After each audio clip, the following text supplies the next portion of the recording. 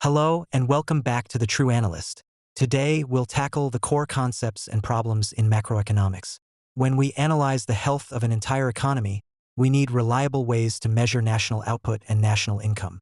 Over the next few minutes, we are going to clearly unpack gross domestic product, or GDP. Let's start with the foundation. What exactly is gross domestic product? It is the absolute key metric used in national income and product accounts to gauge economic size. By definition, GDP is the total market value of all final goods and services produced within a given period of time by factors of production located within a country. Let's break down why those specific words matter. First, market value. We measure GDP in money terms. This is the only way we can add up incredibly diverse things, like apples, cars, and medical checkups, into one single metric. Second, final goods. We only count finished goods ready for the end user, which avoids the massive error of double counting intermediate parts. Third, within a country.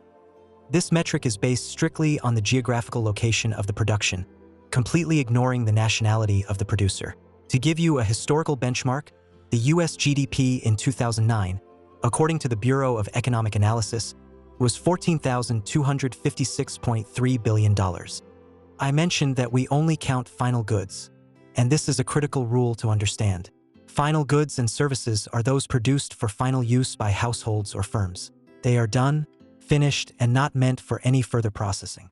Intermediate goods, on the other hand, are produced by one firm specifically for use in further processing by another firm.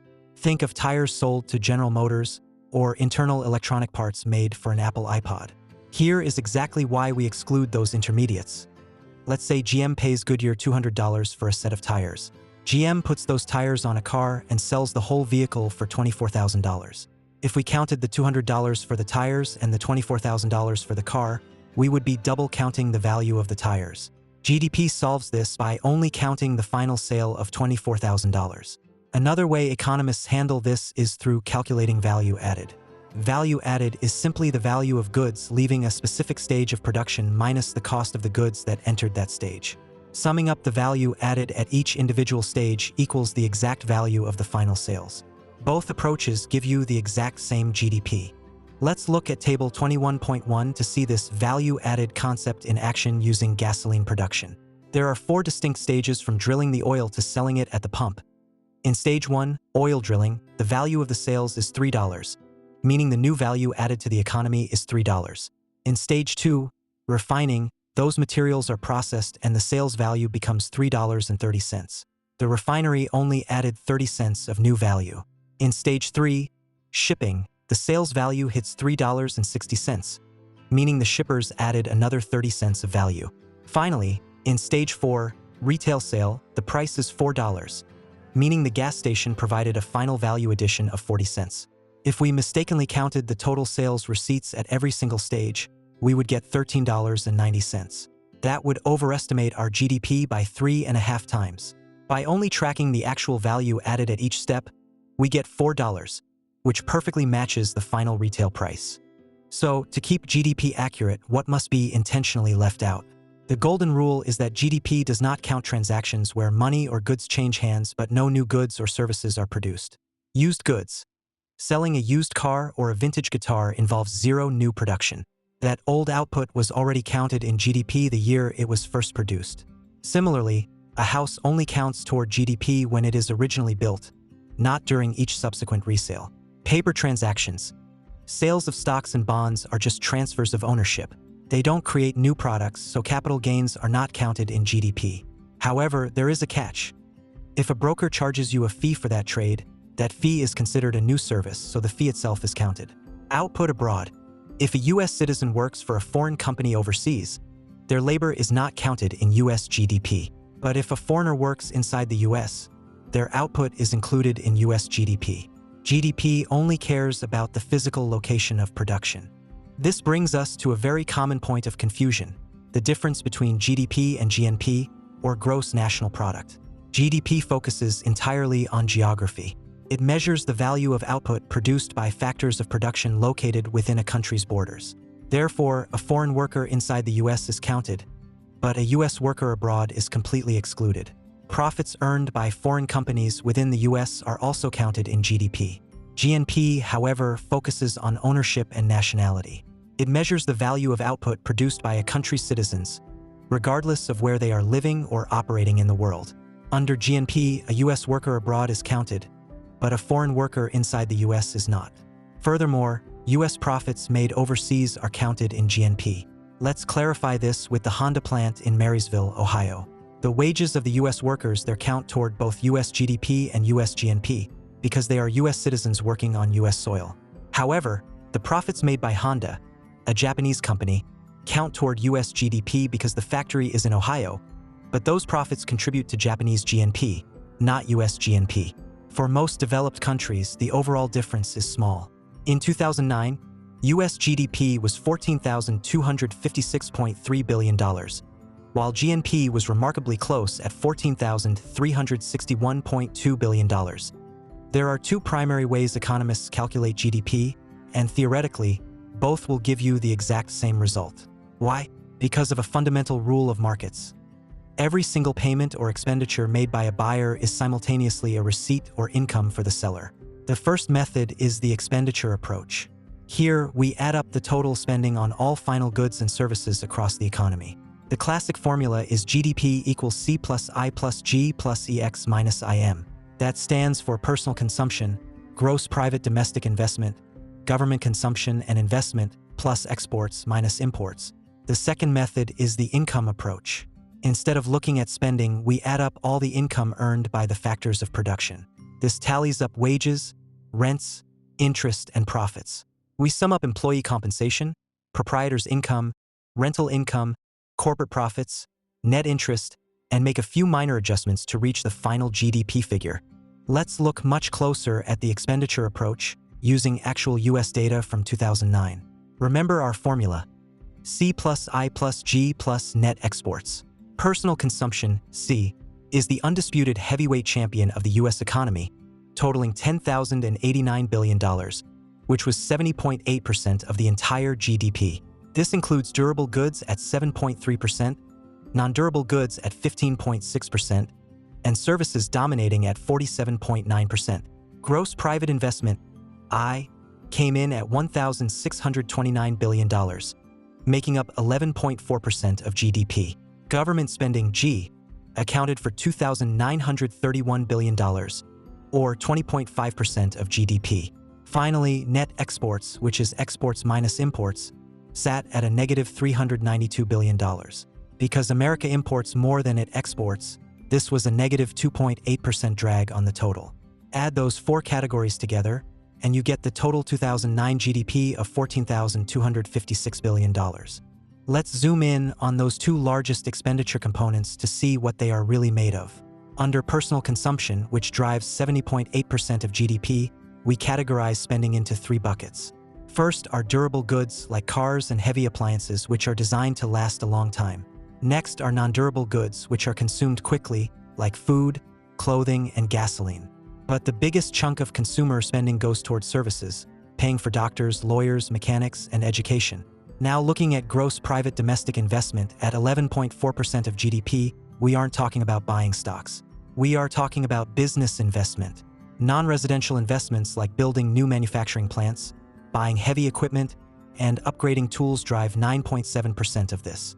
Residential investments, meaning the construction of new houses and apartment buildings, made up 2.5%. Interestingly, the change in business inventories, which are goods produced to be sold later, was negative 0.8% that year. Rounding out the expenditure side, we have government spending, net exports, and the often misunderstood business inventories. Government spending accounts for 20.5% of output. In 2009, the federal government spent $1,145 billion, but state and local governments actually spent more, at $1,787 billion. This includes buying goods like military bombs, pencils, and buildings, and paying for services like military personnel and public teacher salaries. Crucially, GDP strictly excludes transfer payments like Social Security or veterans benefits, as well as interest paid on government debt, because these don't represent new production. Net exports were negative 2.8%. We subtract imports, which were $1,957 billion, because our C, I, and G categories already include money spent on foreign goods, and we don't want to count another country's production. We then add back our exports of $1,564 billion to capture foreign spending on U.S. production. Finally, let's clarify inventories. Goods produced right now but sitting in a warehouse to be sold later are counted as capital. An increase in inventory means a company has more capital, which increases GDP today. In 2009, inventories actually fell by $120.9 billion across the economy, resulting in a negative contribution to GDP. Just to be precise with terms, gross investment is all the new capital produced. Net investment is that gross investment minus depreciation. As long as net investment is a positive number, the economy's overall capital stock is growing. Now we flip the coin and look at the income approach. This involves 8 specific income categories that sum up to national income, which in 2009 totaled $12,280 billion. By an overwhelming margin, the largest item is the compensation of employees. This includes all wages, salaries, and social insurance supplements, totaling $7,784 billion. That means everyday workers earn 63.4% of the entire national income. The other key slices of the pie include corporate profits at 10.7%, proprietors' income, which is income from unincorporated businesses, at 8.5%, and net interest at 6.4%. The smaller components make up the remaining balance. Rental income sits at 2.2%, indirect taxes minus subsidies is 7.9%, net business transfers is 1.1%, and the surplus of government enterprises actually operated at a loss, sitting at a negative 0.1%. So how do we get from a massive, abstract GDP number down to the actual money people have in their pockets to save? There is a very specific chain of adjustments. We start at the top with a GDP of $14,256.3 billion. We add the factor income received from the rest of the world and subtract factor income paid to the rest of the world, adjusting our metric to a GNP of $14,361.2 billion. Next, we must subtract depreciation, which was a massive $1,864 billion. We do this because GDP includes newly produced capital, but completely ignores the old capital that was worn out or consumed during production. Subtracting depreciation gives us net national product, or NNP, which is a much truer measure of real output at $12,497.2 billion. We then remove a statistical discrepancy to land at our true national income of $12,280 billion. From there, we subtract income that stays with corporations and doesn't go to households, bringing us to personal income at $12,019 billion. After the government takes its slice via personal income taxes of $1,101.7 billion, households are left with disposable personal income of $10,917.3 billion. Finally, after households pay for consumption, interest, and transfers, we are left with personal saving of $458.6 billion. That translates to a 4.2% savings rate from disposable income. This next slide covers one of the most important concepts for any analyst to grasp: the distortion of inflation and the critical difference between nominal and real GDP. Nominal GDP is output measured in current, present-day prices. The severe flaw here is that nominal GDP can rise even if the actual physical output of the economy stays perfectly constant. It goes up simply because prices rose due to inflation. Therefore, it is a terrible metric for comparing economic growth over long periods of time. Real GDP, however, is nominal GDP that has been mathematically adjusted for price changes. It holds prices constant across years to reveal the true changes in the actual quantity of output. This is the metric you must use when measuring real economic growth. Let's illustrate this with a simple pizza economy. In year 1, this economy produces 100 slices of pizza, sold at $1 each. Nominal GDP is $100. In year 2, the exact same 100 slices are produced, but due to inflation, the price rises to $1.10. Nominal GDP is now $110. If you only looked at nominal GDP, you would think the economy grew 10%. But no more pizza was actually produced. If we calculate real GDP for year 2 by using year 1's fixed price of $1, year 2's real GDP remains $100. This correctly shows a real growth rate of exactly 0%. When scaling that pizza example up to a highly complex, multi-trillion-dollar economy, we run into something called the fixed weight problem. Look at the condensed table 21.6 showing 3 different items: goods A, B, and C. Between year 1 and year 2, the total nominal GDP for these goods rose from $12.10 to $19.20, a massive 58.7% increase. But how much of that is real economic growth versus just price inflation? If we decide to use year 1 as our fixed base year, the math tells us real GDP grew 24.8%. But if we use year 2 as our base year, the math says real GDP only grew 4.3%. This shows that using fixed weights creates huge discrepancies. For example, using 1987 prices is totally inaccurate for analyzing the economy of the 1950s. A fixed base year also ignores how consumers naturally substitute cheaper goods when certain prices change, which can heavily overstate or understate actual growth. To solve this headache, the Bureau of Economic Analysis switched to a chain-weighted procedure. They now take a geometric average, which in this specific example calculates to about 14.09%, and they use rolling base years so no single historical year dominates the current data. To track and measure the overall price level across the entire economy, we use a tool called the GDP Deflator. The formula is simple: nominal GDP divided by real GDP, multiplied by 100. It serves as a broad price index that effectively avoids the fixed weights problem we just discussed. If we use year 1 quantities as our weights, the price of the economic bundle rose from $12.10 to $18.40, a 52.1% increase. If we use year 2 quantities as weights, the bundle price rose from $15.10 to $19.20, a 27.2% increase. By using the BEA's chain-weighted method, we calculate a geometric average that shows an approximate 39.1% overall price increase. It is highly important to understand how the GDP deflator contrasts with the more commonly known Consumer Price Index, or CPI. The GDP deflator covers all domestically produced goods and uses no fixed weights. The CPI, however, still uses fixed weights, and it includes the prices of imports. Ultimately, economists concede there is no single perfect way to compute real GDP. Chain weighting avoids the glaring pitfalls of fixed weights, but the CPI still heavily relies on them to track consumer costs. While GDP is an incredibly powerful tool for analysts, it is vital to remember that a rising GDP does not automatically mean a society is truly better off. GDP has severe limitations when measuring human welfare. Leisure time. An increase in leisure time is a massive welfare gain for humanity, but it is entirely uncounted in GDP. In fact, more leisure usually means less working hours and less production, which technically leads to a lower GDP. Non-market activities. Intense, real production like housework and childcare are completely ignored by GDP.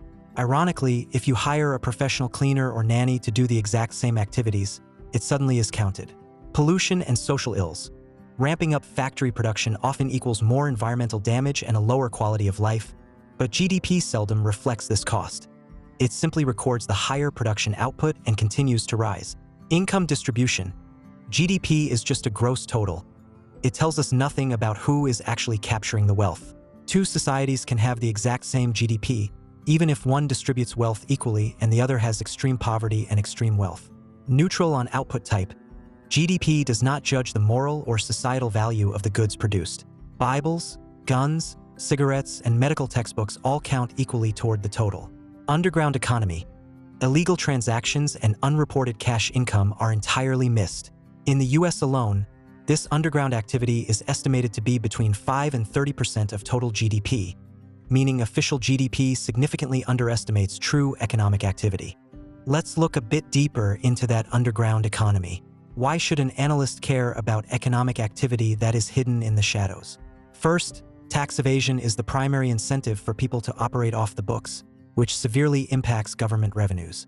Second, it skews our labor data.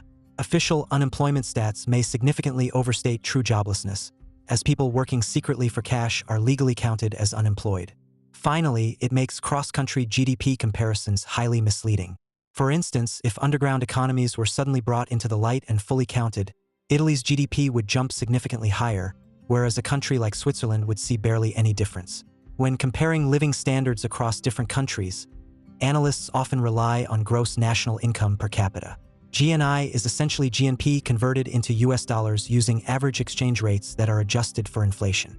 To illustrate the staggering differences in global wealth, look at 2008 data. Norway's GNI per capita was $87,340, compared to a devastatingly low $280 in Ethiopia. To wrap up our deep dive, let's look at the 6 key concepts at a glance for the true analyst. 1. GDP definition. It is the total market value of all final goods and services produced strictly within a country's borders in a given period. 2. What's excluded? We do not count the sale of used goods, paper transactions like stock trades, or intermediate goods. 3. 2 approaches. You can calculate GDP via the expenditure approach, tracking spending, or the income approach, tracking earnings. Both will mathematically yield the exact same GDP. 4. Nominal versus real GDP. Nominal relies on current, inflated prices, while real GDP is price-adjusted to show true underlying growth. The BEA uses chain weighting to ensure accuracy, and the GDP deflator tracks those broad price changes. 5. Depreciation chain. We flow from GDP to GNP to NNP by subtracting depreciation, and eventually cascade down through national and personal income to arrive at disposable income. 6. GDP limitations. Always remember that GDP completely ignores the value of leisure, non-market work, environmental pollution, wealth inequality, the shadow economy, and overall societal well-being. That concludes our comprehensive breakdown of measuring national output.